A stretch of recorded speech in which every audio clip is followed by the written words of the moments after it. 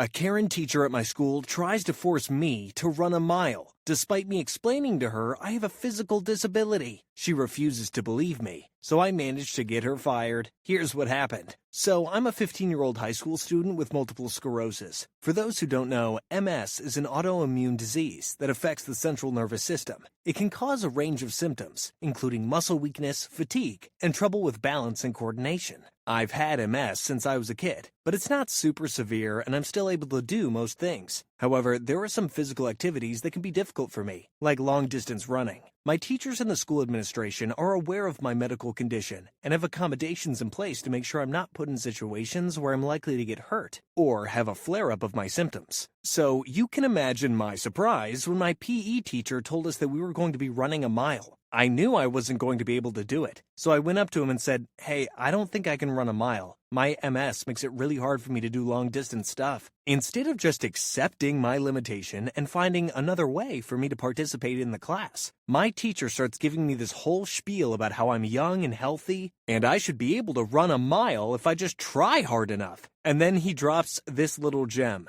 "Besides, you've got the genetics for it. You're a fast runner." I'm standing there with my jaw on the floor, trying to process what he just said. First of all, what the hell does my genetics have to do with anything? I mean, I'm black, and he's implying that all black people are naturally fast runners? That's just messed up and racist. Second of all, I just told him I have a disability that makes it hard for me to run long distances. How is he not getting that? I'm getting more and more frustrated and upset as he keeps talking. I try to explain to him that it's not about my genetics or my lack of effort. It's about my disability, but he's not listening. He's just standing there telling me that I'm not trying hard enough and that I'm capable of more than I'm giving myself credit for. At this point, I'm starting to get really heated. I'm like, "Dude, you know I have MS. How can you not believe me when I tell you I can't run a mile?" And he's all, "I just think you're capable of more than you're giving yourself credit for." It's at this point that I start raising my voice. I'm like, "I can't run a mile. End of story. I have a medical condition that makes it hard for me to do long-distance stuff. How many times do I have to tell you this?" But he's not backing down. He's just standing there with this smug look on his face, telling me I'm not trying hard enough. I can't even believe it. I'm standing there telling him that I have a medical condition and he's treating me like I'm just trying to get out of doing work. The other students in the class are starting to get really awkward and no one is saying anything.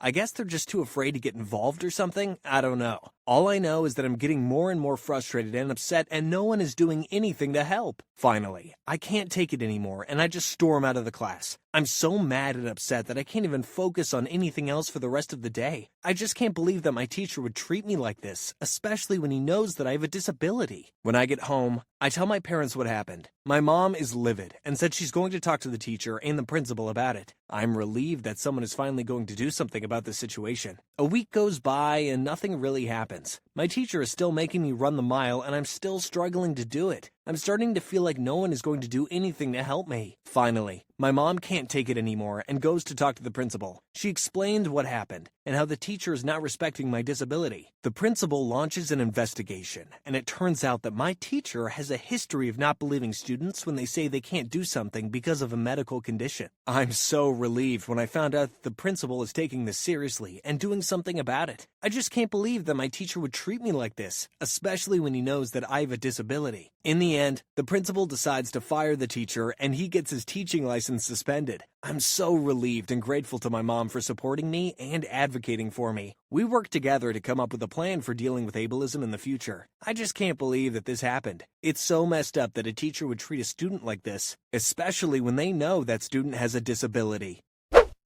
Yo, I just read the OP story and I'm really blown away by what happened. It's totally messed up that this Karen teacher was trying to force the OP to run a mile, even after the OP explained that they have multiple sclerosis. Like, it's not even about whether the OP can run a mile or not. It's about the fact that the teacher wasn't even listening to what the OP was saying and was trying to push them to do something they physically couldn't do. That's just really messed up and shows a complete lack of understanding and empathy on the part of the teacher. I'm glad to hear that the OP stood up for themselves and that their mom was able to get the teacher fired. That's seriously messed up that the teacher was acting like that, and it's good to know they won't be able to do that to anyone else.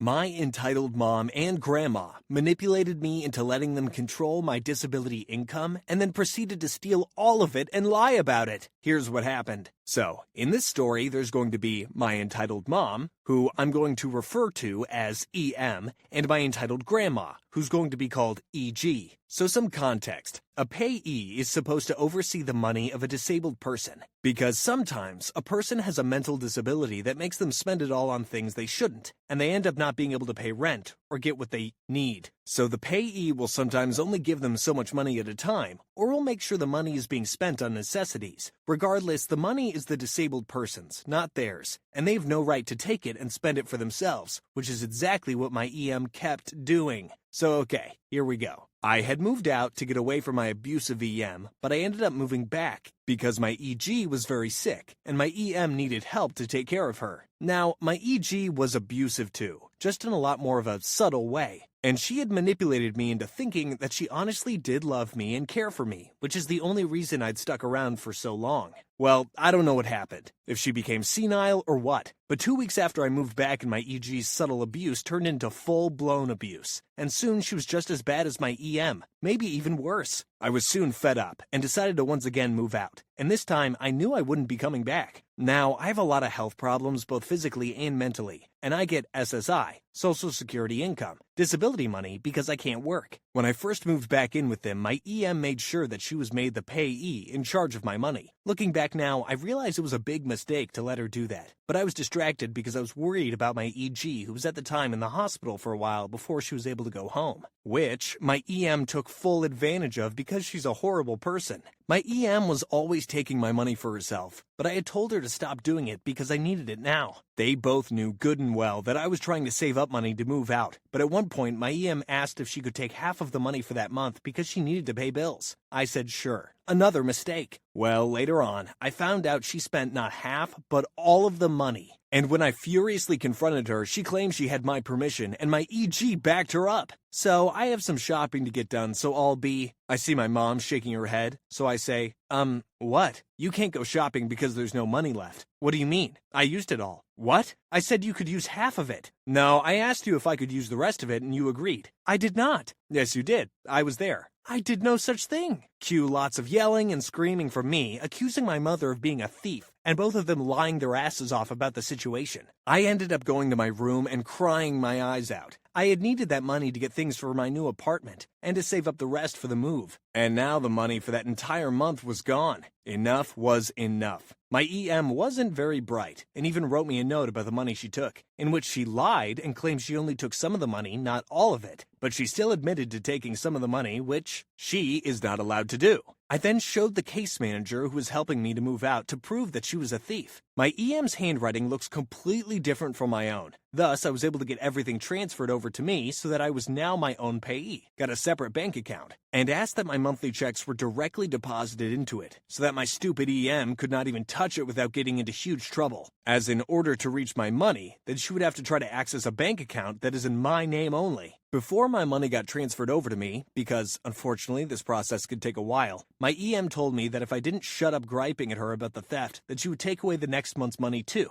And I immediately said, then I will report you. To my shock, she actually didn't take the next month's money when it came in. I guess because she was afraid she'd get arrested. There was nothing they could threaten me with now. They were just grasping at straws, and they knew it. They had messed up. Official people had already been notified, and if they did anything else, they would be in big trouble. I had already told them before that if they laid a hand on me, they had both hit me before, that I would call the cops. So then they started trying to trick me into telling them where I was moving to. No doubt to try to stay in contact with me and try to manipulate me into moving back in with them at a later date. I basically told them to fuck off, and that they had completely blown it, and that after I moved out, I never wanted to see them again. EM says, so where is your apartment going to be? I'm not telling you where I'm moving. My entitled grandma then says, so will you be living on the east side of town? I'm not giving you one clue as to where I'm moving. After that, all they could do was threaten me and try to scare me or intimidate me into doing what they wanted. Yeah, I was no longer a child, and that wasn't going to work anymore. My EM finally decided if she couldn't take advantage of me, she had no use for me, and started mostly ignoring me, which I was actually quite happy about. My EG, however, never stopped. She kept trying to make trouble right up to the last day I was there,